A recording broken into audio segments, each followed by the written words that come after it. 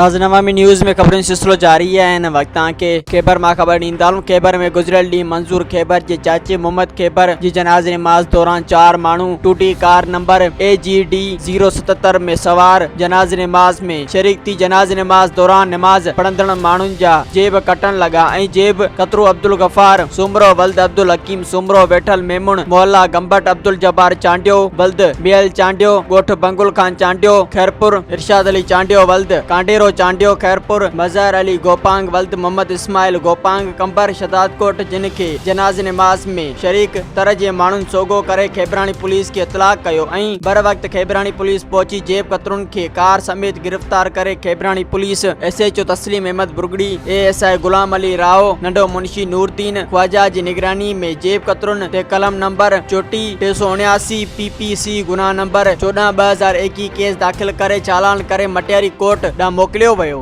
मज़ीद खबरों और तफसीलात के लिए विजिट करें हमारी वेबसाइट www.awamiNewsHD.com।